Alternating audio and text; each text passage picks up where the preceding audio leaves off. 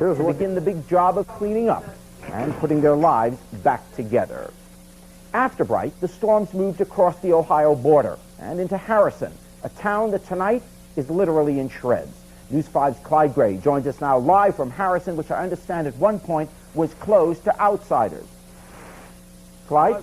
All right, Jerry. In fact, it was closed to outsiders at one point, primarily to keep traffic down so that the utility crews could get to work and get the lines back up and get the power and the telephone service restored. Should be pretty much over now. People are being allowed to get back into the community. You can talk about the destruction here. You can try to imagine it, but until you actually see it for yourself, you just can't get a real handle on it. I saw a house with a roof blown off. I've seen aluminum siding shredded off houses. I've seen trees twisted and torn. And then, of course, there's this house where one whole end of the house literally blown away by the tornado that passed right through this area just last night. You've got to see it to believe it, and that's what Governor Dick Celeste did earlier today, first by air, by helicopter, and then later on the ground, on foot. The governor toured this area, taking a look at just how terribly devastated it was, prior to asking the federal government in Washington, and we believe that's what he's going to do, for a declaration of a federal disaster area, which will then allow federal money to flow into this area so that some of the repair and rebuilding can begin. You might say that the folks here spent a night in utter disbelief. Most of the people in this area, fortunately, never have to deal with the kind of devastation that I've experienced here firsthand today. News 5's Courtis Fuller was one of the first reporters on the scene last night, just minutes after the tornado did its damage here. He shows us how the twister did, in fact, cause a lot of fear here as well, but people here are now determined to overcome the destruction. It was a night everyone in Harrison will remember. For Bob and Rita Conley, this is all that's left of their home of 15 years. Even though what you see here is a mess, God kept the precious things precious and he kept them alive, and that's the important things in life to me. It's that type of faith a lot of folks here have. You see, in just a matter of moments, Mother Nature ripped this town apart. Windows were blown to bits, trees were uprooted, and electrical wires were left dangling all over the place. It was a scary scene. All of a sudden, I heard people screaming and yelling. They're not there? No. Who is that? There was power lines down and trees uprooted. When we finally made it down here, luckily, we could have been killed.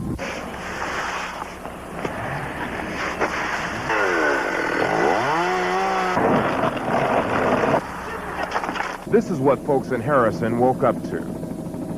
Daylight brought an image to Harrison no one really wanted to see, like this house just ripped apart. And then you could see the debris scattered all over the place.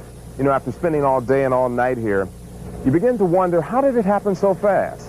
Then you look into the faces of the folks who live in this community, and you begin to wonder, where do they go from here? Carolyn Oberslake found the roof blown off her tire store. Our life is in this. And I hope we can get it back together and get back in business and, get things going again. But it won't be easy to forget this storm. It made the folks feel helpless. It made them just want to run away. But there was no place to run. Courtis Fuller, News 5. As you can see, looking around, there is debris all over the place. That's a stack of it there. Tree limbs, insulation, wood, that sort of thing. Shingles all over the neighborhood here. News 5's Steve Forrest spent the day in Harrison today, and while many people are counting their blessings that they survived without the loss of a single life here, Steve Forrest tells us that they are not looking forward to picking up the pieces. The cleanup's been going since daybreak, and there's a lot to clean up. Siding peeled from houses like onion paper, whole rooms disintegrated by the wind's force, and pieces of some houses embedded in others. If you need any further proof, it took 2 tow trucks to get this camper upright. Last night, it took the wind only seconds to lurch it over. I came out after it was over, then it was turned over, that's all. And you said? I just took a double look. I couldn't believe it. Others couldn't believe what the wind had done to their roof. This family has no roof. It ended up here about the length of a football field away. And then, Denise Sierra. Her house wasn't hit too badly, but the thing is, it wasn't going to be her house too much longer. Closing was tomorrow. Yeah, we were moving Friday. What are you going to do now? I have no idea. I really don't know. We're trying to contact our real estate lady, but we can't get in touch with her. She lives in Wright. We can't get through on the phone.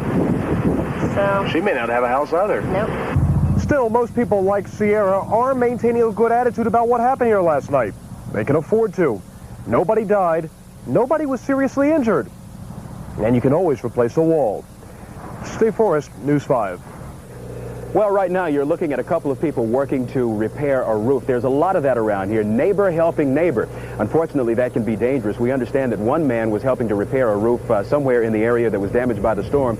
Fell off that roof, had to be air carried to University Hospital, where he is now undergoing surgery. Just a couple of quick things about the cleanup here. Utility crews for CG&E and Cincinnati Bell are working to restore full utility service here. We understand from CG&E that it will be tomorrow before they get power 100% restored, but that some of the houses along here do have some power restored. This is Clyde Gray live for News 5 in Harrison. Jerry? Okay, thanks a lot, Clyde. Great work. The storm obviously left a terrible mark on Harrison, but the damage was just as devastating as it moved east to Springfield Township. It leveled a strip mall on Hamilton Avenue and caused lots of other damage. News 5's Jeff Hirsh tells us now about the destruction there. Saw the lightning, heard the thunder, lit the candles and headed for the basement. 90 seconds later, it was over, and in that minute and a half, much of the Pleasant Run Farms subdivision was ripped apart. Well, my parents built this house 23 years ago, as did most of the neighbors here, still the same people. And I just see a lot of history just being destroyed in a couple seconds, which is so hard for me to understand how this can happen. You know, it's one of those cliches. You always hear it whenever there's a tornado, but then when you get up here, you can really tell that it's true. It's amazing. One house can be totally leveled, the house next door untouched. That's the incredible thing about a tornado. It's unpredictability, but at least there was warning on radio, TV, and the storm alert sirens. Jan Probst rushed her 6-year-old and 3-year-old into the basement before her house was devastated. If you hadn't gotten your kids out of their rooms, what would have happened? Well, I'm not sure about my son because he has a center room, but my daughter, I believe, she might have been gone. How much time did you have? How fast did you have to move? About 2 minutes. Now the cleanup is underway, people helping each other. Here, Bobby. Break that up and use it. Yes, people helping each other rebuild their houses and their lives, too. I just can't believe the whole thing happened. I mean, you see it on the news all the time to other people, and you think, this is never going to happen to me. Well, it can happen to you. And it doesn't hit home until it does happen to you. Jeff Hirsh, News 5. Springfield Township trustees have declared the affected neighborhoods disaster areas, and they've requested state assistance. 13 homes and businesses were destroyed, dozens were damaged. In addition, there'll be no school at Pleasant Run Elementary and Pleasant Run Middle School. I should also tell you that Harrison Elementary School also is canceled for at least tomorrow. Now, as the storm swept further east, Fairfield Township got caught in the middle. High winds knocked power out all over town, and just out front of Lotters Marine, the heavy gusts blew about a dozen boats into the middle of Route 4. No one was injured when the boats got loose, but damage is estimated to be about $30,000. After devastating parts of Fairfield, the storm headed east, smashing through Tylersville Road Business District. You're looking at damage done to the Waffle House when a giant sign collapsed onto the roof. And right across the street, the Courtyard Sportsplex lost a good portion of its roof. Miraculously, no one was seriously hurt. Traffic there was backed up for blocks due to the hundreds of sightseers trying to get a glimpse of the shredded signs and buildings. The tornadoes and storms seem to have followed somewhat of a straight line through Hamilton and Butler counties, but one of the twisters got loose and found its way into northern Kentucky. Major damage is being reported in Boone County. Florence took the brunt of the storm. The neighborhood just east of the Florence Mall suffered major damage. Rooftops are missing, trees are down. Most of the folks in the area say they heard the twister coming. It was a split of a second, you know. It was just a hit from the west and real loud noise, you know, and we walked into my son's room and it was literally wiped out. It quieted down for a few minutes, so I came upstairs and looked out the back, and there was no furniture on the deck. Well, I looked around and I found it and came out the front door, and there were police and fire engines and everything all over. That's when I realized a lot of the roofs were missing, windows were missing. So far, we have no reports of injuries in northern Kentucky, just a lot of damage and debris to be cleaned up in the next few days. Work crews out here in Florence say it'll take at least that long to clear fallen trees away from streets and roads. Well, what a day it has been. Remember the tornadoes of 1974, and I suspect the biggest difference between what we suffered last night and what we suffered in 1974 is now there are warnings. Now there really is the kind of warning system set up to help everybody, and lives were saved because of it. When we return to News 5 at 6, a hero's tale out of this tornado disaster. We'll tell you about a teenager who heard the warning signs and told his family to take cover just minutes before their home was hit. So with Illinois from the Twisters. The governor of Indiana says at least 150 people were injured in his state, some seriously.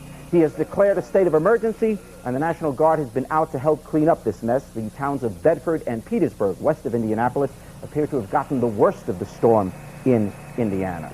Well, the effects of this disaster on property is astounding, and as we said earlier, it was a good warning system that saved many lives. But meteorologist Joe Lizura joins us now to tell us about one teenager who may have saved his entire family. Joe? It sounds hard to believe, you know, but when you go through a community like this, Harrison, you hear so many different stories. You know, I was here, I was there, I heard this, I heard that. I came across one story today that I found just absolutely amazing, so I thought I'd bring it to you. It's about a fella who knew exactly what to do when he heard the sirens. You hear the caution time and time again. Know what to do if a tornado strikes your area. In Harrison, Ohio tonight, residents are glad they knew what to do. Behind me right here is the Sidwell residence, and I spoke with Mr. Sidwell just a few moments ago, and he said that just before the tornado hit, they knew what to do. They took cover underneath the steps in the front of their house in their bi-level. That gave them the protection, and when the tornado hit their house, everyone in it was safe. As miraculous as it sounds, everyone in Harrison knew what protection to take and took it just in the nick of time. People were listening to the radio. They saw the weather was getting bad, and they thought a storm was going to come in or something. Then they heard about a tornado. And they said it was supposed to touch down in about 15 minutes in Harrison, and people started getting pretty freaked out. So I called home, you know, because I was pretty scared, you know, for my family, because, you know, everybody was home and I was gone. So I called, and I told them about it. I told them all to get down the basement. And so they all went down there. I said about 5 minutes after I called, and they went downstairs. It hit and messed up our house. Tonight, despite all of this damage, residents will rest well knowing that not a single resident was injured. And that house was literally destroyed and will have to be knocked down, probably cannot be rebuilt. Again, just to recap real quickly, there is a tornado warning in effect for Fayetteville, Indiana, and also tornado watch in effect until 11 p.m. Chris Wright will be here in just a couple of minutes with all the details. Jerry? Hey, thanks, Joe. Thanks for staying on top of all of this all day. Now, when we come back, News 5 meteorologist Chris Wright, as we said, will tell us that the nastiest weather may be gone, but we're not in the clear yet. His forecast is next. Let's take a look now at the radar screen, and you can see the developments.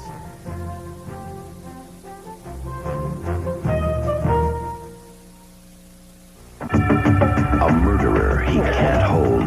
Japanese embassy. There'll be a thunderstorm watch for the entire tri-state until 11 o'clock. One thing I want to caution people, now we're under a severe thunderstorm watch. Severe thunderstorms can and do produce tornadoes with little or no warning. That's something you want to keep in mind, so start making your plans now to get safe. Okay? All righty. Let's go outside and take a look at what is going to be another active weather, another active night of weather here in the tri-state tonight. You're taking a look at a live shot of clear to partly cloudy skies right now, but there is some rainfall slowly moving this way. Right now, 80 degrees, humidity 39%, and the winds are very strong from the southwest and gusting up to 31 miles per hour. Barometer is falling as a strong low-pressure system is steadily moving across this area of the country. Today's high temperature made it up to 80 degrees. Here's a look at live-action radar once again. The areas you're seeing flashing, this is the area right here that's now moving just near Dayton that produced a thunderstorm over in northern Dearborn County in Indiana, and there's the one that's causing the tornadic activity, and that is why there is a tornado warning in effect for Fayetteville. These storms are moving east-southeastward. As you can see, two bands of storms. They'll be moving through the Cincinnati area in the next hour and a half or so, so we're not out of the woods yet as far as the severe weather is concerned. Your forecast for tonight shapes up like this. You'll see the rain and thunder ending later on tonight, but we do have a severe thunderstorm watch in effect until 11 o'clock tonight, low temperature at 52. For tomorrow's weather, a sunny day, breezy and cool with a high temperature at 67. Here's your 5-day forecast. Our viewing area. Report of a tornado that touched down earlier in northern Randolph County, northwest of Dayton. So it looked like it may be starting up again. Keep the TV sets on, keep the radio set on. We need to find out what's happening. Thanks a lot. Alrighty. Well, we're out of time for now. Stay tuned. NBC Nightly News is next with a complete wrap-up on today's summit events. Clyde Gray will be back tonight at 11. Until Loves languages. And each other. Good night.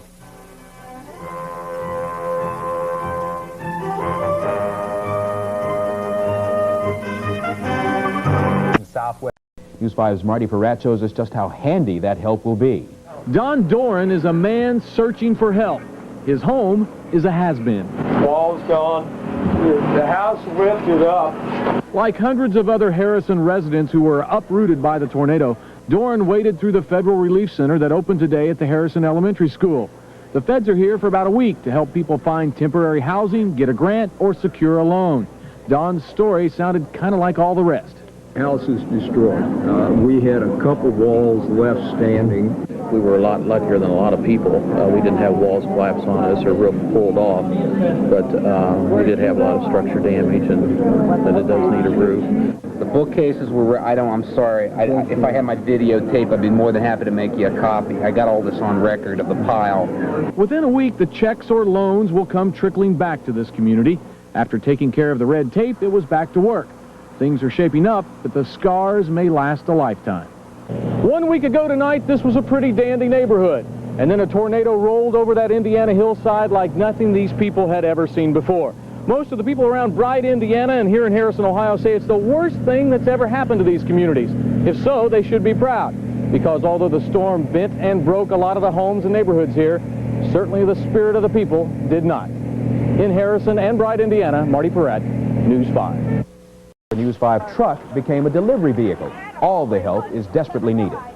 We call people, we tell them we're feeding 600 to 800, and they say no problem. We'll be there with lunches, hot food prepared. They walk in, it's ready to go. They bring fresh people with energy to serve it. It has been excellent. The Red Cross Center will stay open at the Bright Christian Church through next week. More than 1,200 meals are being served there every day.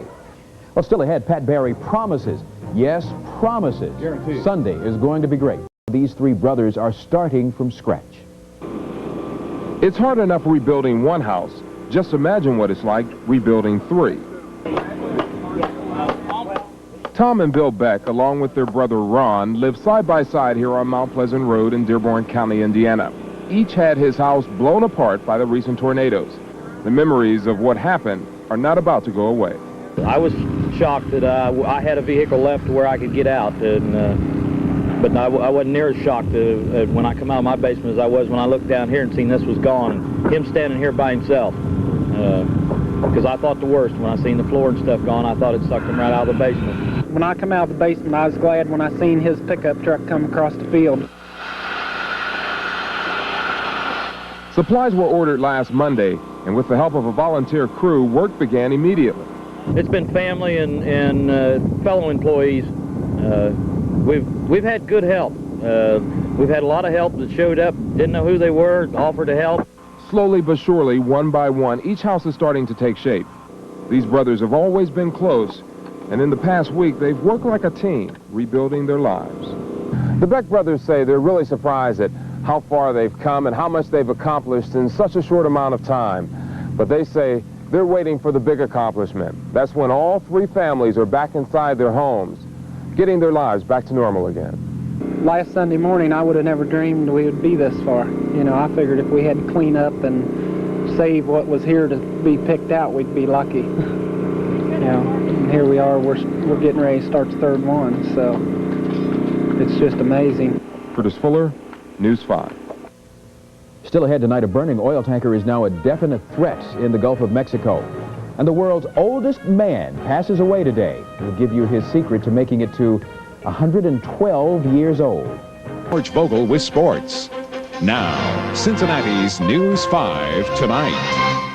Good evening. Dozens of families are homeless tonight after tornadoes wreaked havoc in the tri-state. But more importantly, thousands are counting their blessings that the storms did not take any lives in our area and that their neighborhoods can be rebuilt. It's too awesome to believe from the ground. But as you can see, it's truly unbelievable from the sky. The tornadoes jumped from location to location, leveling one house, then leaving the next one untouched. You're looking at pictures of heavy damage in Springfield Township, Fairfield, and Harrison. Now, out of all the areas wiped out by the tornadoes, Harrison got it the worst. News 5's Clyde Gray and meteorologist Joe Lizura have spent the day out there, and they join us now live. Clyde, how bad is it there? Well, Jerry, actually, believe it or not, it is calm here in the Harrison area. It is deceptively calm now, considering that 24 hours ago, the tornado was coming through this area just about this time of the evening, and it was coming more or less right through where I'm standing right now. You can see, looking behind me, some of the destruction left by that tornado. It was fairly devastating in this neighborhood. But earlier today, Governor Dick Celeste took a tour of another neighborhood where the damage was even more extensive. After taking an aerial tour, Governor Celeste got down to ground level. Along with the mayor of Harrison and the National Guard commander, the governor visited neighborhoods hard hit by the tornado. The governor saw tornado damage in Niles, Ohio 4 years ago. What he saw in Harrison, trees turned into toothpicks, houses and businesses gutted, clearly moved him. The fortunate thing was that there weren't serious injuries or somebody killed. I mean, this is a remarkable... pretty amazing, given everything. It's right. It's remarkable when you look at a scene like this that people survived. The governor saw everywhere the scenes of people rebuilding. It's the very impression the mayor of Harrison wanted to make on Governor Celeste as he seeks help to rebuild his city. We're going to have help for these people down here. There's no way we can rebuild this community without federal help. The governor met with homeowners to learn firsthand the horror of the storm and the frustration and shock of having to rebuild. The question now is what the state can do to help home and business owners. Well, we'll certainly do everything we can. I can't evaluate that. We have a team that's on its way down from Columbus now, from our emergency management assistance, to work with the mayor and the local officials and provide us with a formal evaluation of the damage.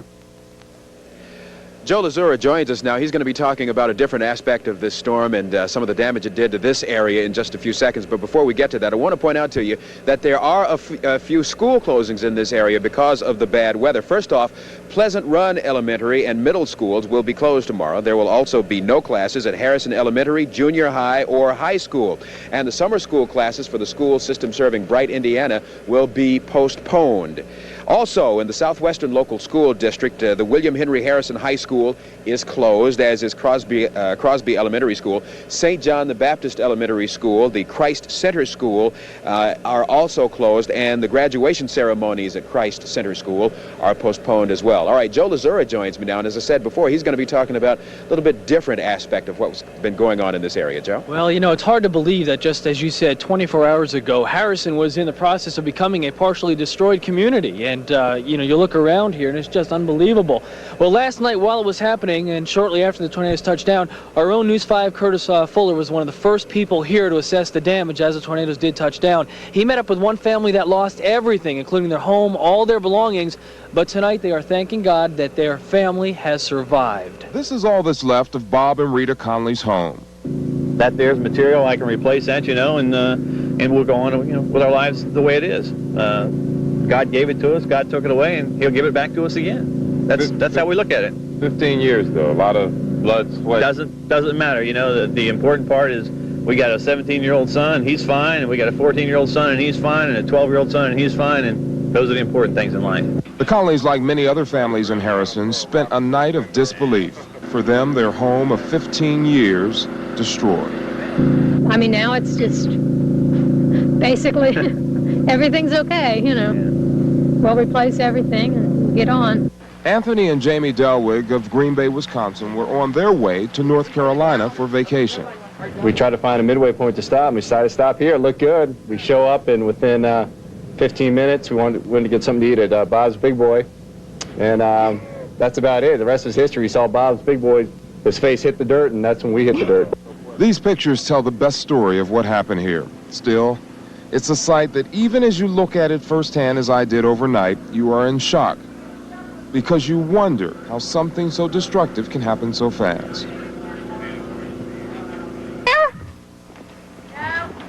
Who is that?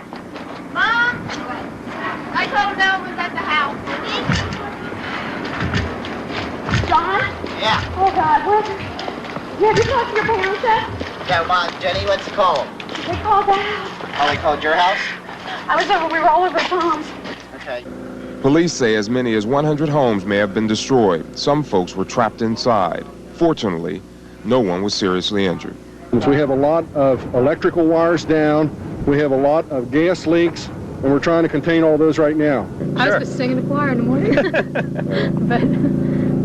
Yeah, that's that's it. My wife and my kids and we all, we go to church and we believe in God, and even though what you see here is a mess, God kept the precious things precious, and He kept them alive, and that's the important things in life to me. Courtis Fuller, News 5.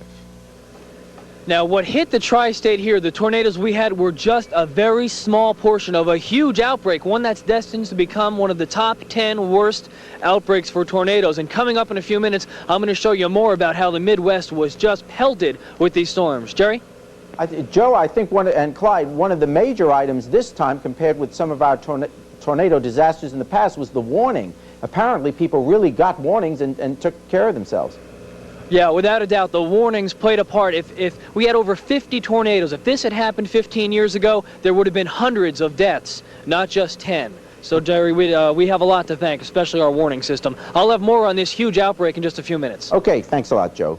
Now, one of the other areas hardest hit is Wright, Indiana. It's a small town about 25 miles west of Cincinnati. The twister destroyed several homes here. It completely flattened many of them. It sent cars flying through the air and twisted trees like knots. It knocked power lines down all over the place. Fortunately, nobody here was injured. The people there tell us they listened to the warnings on television and radio. Have been hurt, so. And all those houses down that way are flattened, so we were very lucky. Just a lot of mess to clean up. Now these people have the grim task of trying to clean up the mess and rebuild their lives. Northern Kentucky is also dealing with its fair share of damage and destruction tonight. One twister and heavy-duty high winds busted through Boone County, but it seems like Florence was tackled the hardest. Rooftops and tree limbs had to be flying last night in this neighborhood near the Florence Mall. At least one twister is confirmed to have touched down here around 11:30 last night. The wind must have really been kicking up because this morning, homeowners found wood sticking out of the sides of buildings. Some pieces were rammed more than a foot inside. Luckily, no one was hurt. There's more. Tonight in Springfield Township, trustees have declared part of that township a disaster area. The tornadoes ripped apart this strip mall on Hamilton Avenue. Today, the business owners were checking out the damage and wondering when and how they'll ever be able to reopen. Houses in this area were also demolished. When the twisters moved their way through Springfield Township, they uprooted homes and the lives of many of the residents there. News 5's Jeff Hirsh was there, and he shows us how family memories have been shattered. It may take weeks, perhaps even months, to clean up all the devastation at Pleasant Run Farm subdivision, but it took just 90 seconds to rip it all apart. Panic. I didn't know what to think. I really didn't. The tornado pushed down trees, tore off roofs, and crumpled several houses as if they were toys. 3-year-old Carly Probst was able to jump up and down on a mattress this afternoon. Last night, her room was ripped apart just seconds after her mom grabbed her and her brother and ran into the cellar. If you hadn't gotten your kids out of their rooms, what would have happened? Well, I'm not sure about my son because he has a center room, but my daughter, I believe, she might have been gone. How much time did you have? How fast did you have to move? About 2 minutes. A view from the air shows just how widespread the devastation was and, in a sense, how random. Some houses were destroyed. Others right nearby had barely a scratch. It's just so hard for me to understand how this can happen. It's just something that you would never expect to happen to you. You know, talking to the people next door, we were saying, oh, you see this on the news, but you'd never think it would happen to you. And it hurts because you don't understand. So now the cleanup process is underway, and there's really not much more else to do or to say. You just pick up the pieces of your house, pick up the pieces of your life, and go on from there. You look around, last night it was hard to tell just how bad it was. Yeah. Today you can tell. Today you can really tell, yeah. It's quite threatening, really awesome. Something you never expect to go through. You hear about it, but it's something else. Jeff Hirsh, News 5 Tonight. I remember after 1974, after the hurricanes there, it was years before the kids in the area ever forgot the fear of it, and every time they hear tornado warnings, that memory comes back. Thankfully, everybody around here lived through it. When we return to News 5 tonight, our coverage of the tornado assault continues. We'll show you how the storm system swept through Indiana and Illinois just hours before it came here. Stay with us. News 5 Tonight continues. A great medical center. We are learning firsthand how much damage one storm system can do, but the one that hit us did a lot more damage than just here. Let's go back now to Clyde and Joe in Harrison to find out more about what happened elsewhere. Well, Jerry, the tornado that hit us was one of 50 tornadoes that touched down across the Midwest yesterday, causing tremendous amount of damage and destruction wherever they hit. This was shot last night near Mount Albion, Illinois, with a home video camera. And this one was spotted near Mount Carmel, Illinois. At least one person was killed by the tornadoes in that state. And 8 more were killed in Indiana alone. Indiana seems to be the hardest hit, with the most amount of destruction in the towns of Bedford and Petersburg. Both of those are just west of Indianapolis. Indiana's governor says at least 150 people have been injured in the state, and he has declared a state of emergency, and the National Guard is out to help clean up. Okay, thanks, Joe. Now, the other major news tonight, besides the weather, is the Bush-Gorbachev summit. The two leaders wrap things up today and presents the classics. The nature, it'll be cool, comfortable. Good evening. The totals from this weekend's tornado tragedy are coming in, and they are staggering. Already, Dearborn County, Indiana, has been declared a national disaster area. And in Harrison alone, the damage will climb into the millions. News 5's John London went there on the night beat to check on a subdivision that bore the brunt of the storm. 2 nights after the storm, our first look inside the meadows since the cleanup began. This area of Harrison was probably the hardest hit in this community of 9,000. We've seen a little bit of everything, and I think there's probably a lot of mood swings. Some people are still very worried, particularly about other relatives that they've had in Wright, and people that they might not have been able to contact. A lot of people are just fairly gung-ho, and they've been cleaning up and getting things back to normal. 30 homes were destroyed in Harrison. 143 were heavily damaged. Another 332 were damaged in some way by the tornadoes, and countless close calls. A father and his 3-year-old were in this car when the twister crushed it with a tree. If the tree hadn't been on it, we'd have probably turned over, because the whole time the car was bouncing up and down off the ground. And I think the weight of the tree kept it down, so I felt kind of lucky with that. Ray Bird and his wife lost virtually everything to the storm. They moved to the meadows last fall. This I heard my first house. Yeah, this was our first one. Most of Harrison has electrical power restored tonight, and police are patrolling as a precaution against looting. While the cleanup continues, the folks around here will wait for a federal disaster declaration, determined to do about the only thing they can do, really: count their blessings and rebuild. Ready? I just got to take it now and start over and pick up and go on. And so I guess that's what we're going to have to do, just take it from here and just go on. John London, News 5 on the Night Beat. A lot of people in Harrison tonight are telling us their neighbors are pitching in to help out in any way they can, especially to help those who lost everything they had. Well, to the west of us in Indiana, folks there are also trying to recover from the storm. In Wright, more than 100 homes destroyed or damaged. But News 5's Courtis Fuller tells us on the Night Beat, amidst the destruction, you see people helping people. Bright Christian Church is where folks in this Indiana town come now to get a warm meal, to be comforted by a friend, to pause. Obviously, most of us have had very little sleep the last couple of days, and we're just going through the motions and doing the things that we have to do, trying to keep some sort of normalcy in our life. Got it? Everyone knows it won't be normal again around here for some time. All energies are being put into just cleaning up the mess here in Bright. We're all going through the same thing, so we have each other to lean on. And it's really, you don't realize how much friendship and neighbors mean until a time like this. Despite losing everything, so many folks I've talked to remain optimistic through this tragedy. Each victim of the storm has his own story to tell. Just listen to the story of Brenda and Jasper Thompson. They used to live in a house on that hill overlooking some beautiful trees. That's when the trees used to be there.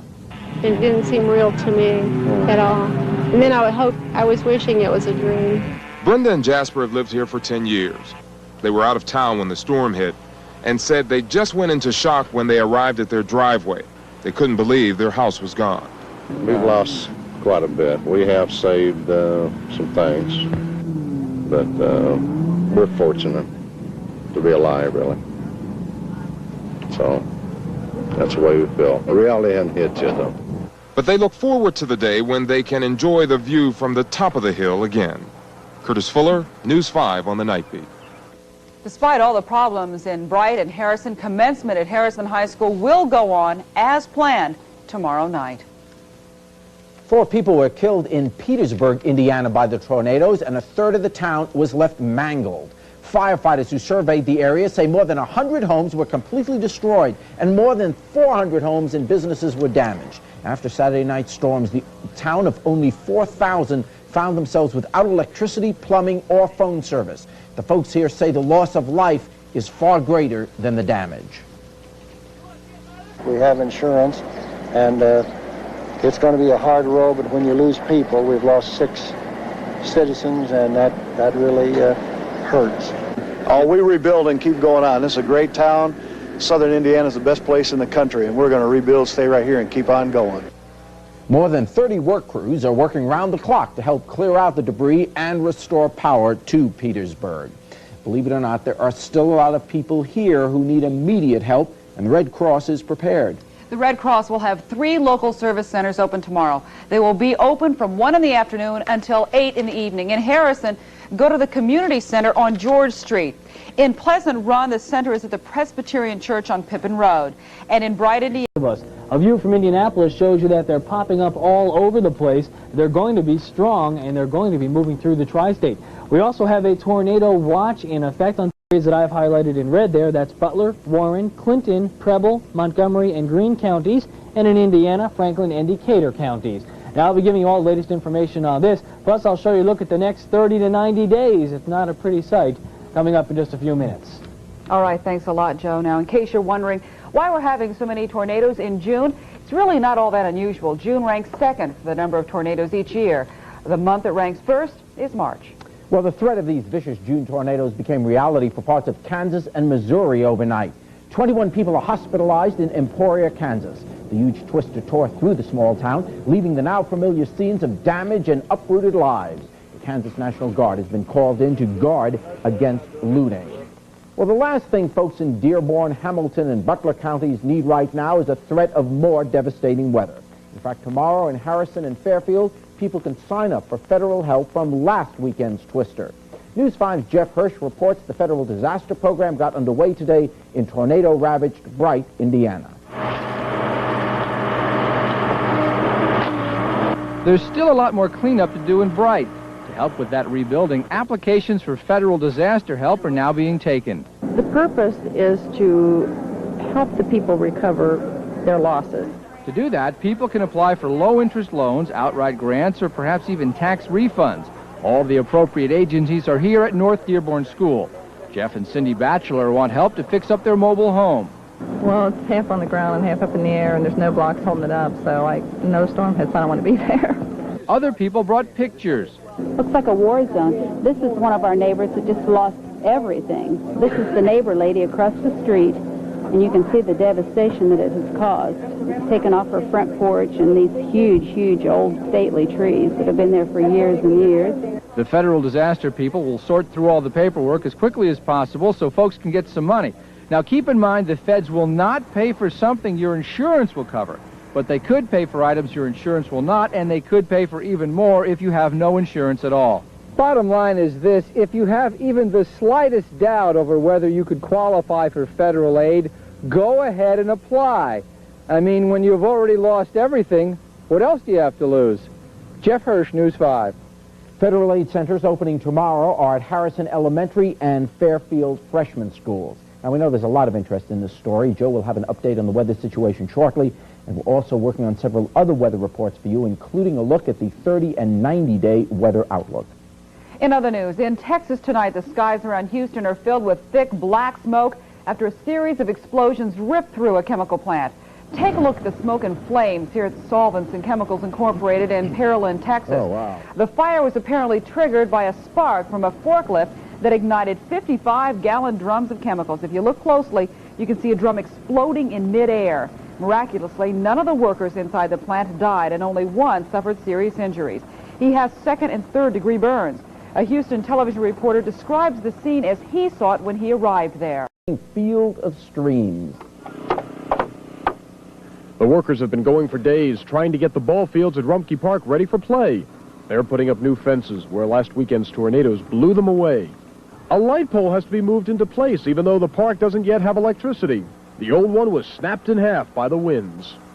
But even before the tornado hit, Rumpke was having more than its share of problems. Here's the reason why. This glop caused by all the rain we're having.